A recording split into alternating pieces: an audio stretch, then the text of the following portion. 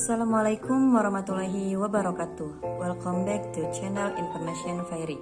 Dengan saya Sulistia akan membahas mengenai sistem informasi dalam lingkungan bisnis. Oke, langsung saja simak video berikut ini. Sistem informasi dalam lingkungan bisnis, manajemen sistem informasi perusahaan. Yang pertama ada manajemen finansial. Manajemen finansial merujuk pada segala aktivitas yang dilakukan oleh perusahaan terkait bagaimana cara memperoleh, menggunakan, serta mengelola keuangan perusahaan. Ada berbagai tujuan yang mendasari suatu perusahaan merencanakan manajemen keuangan. Pada susunan administrasinya, diantaranya adalah menjaga arus kas, memaksimalkan imbal hasil, meningkatkan efisiensi, dan lain sebagainya. Selanjutnya ada sumber daya manusia. Setelah mengetahui manajemen finansial, maka selanjutnya kita bisa melihat siapa aktor atau karyawan yang melaksanakan manajemen tersebut. Karena tidak mungkin sistem berjalan dengan sendirinya tanpa ada faktor manusia. Suatu saat nanti mungkin saja terjadi karena teknologi semakin canggih. Lalu apa pengertian manajemen sumber daya manusia? Manajemen sumber daya manusia adalah pemanfaatan sejumlah individu secara efisien dan efektif serta dapat digunakan secara maksimal untuk mencapai tujuan organisasi atau perusahaan.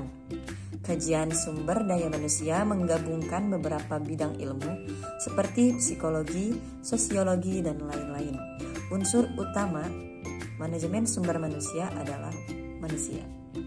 Manajemen sumber daya manusia juga menyangkut desain dan implementasi sistem perencanaan, penyusunan karyawan, pengembangan karyawan, pengelolaan karir, evaluasi kinerja, kompensasi karyawan, dan hubungan ketenaga kerjaan yang baik. Selanjutnya yaitu manajemen rantai pemasok.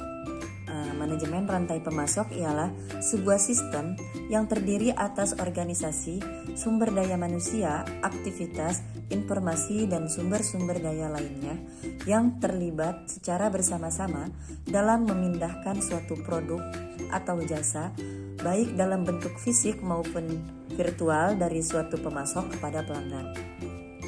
5 langkah dalam manajemen pemasok. Yang pertama yaitu perencanaan.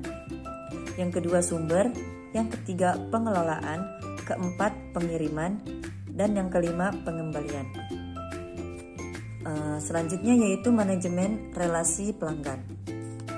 Suatu sistem informasi yang terintegrasi yang digunakan untuk merencanakan, menjadwalkan, dan mengendalikan aktivitas-aktivitas pra-penjualan dan pasca penjualan dalam sebuah organisasi.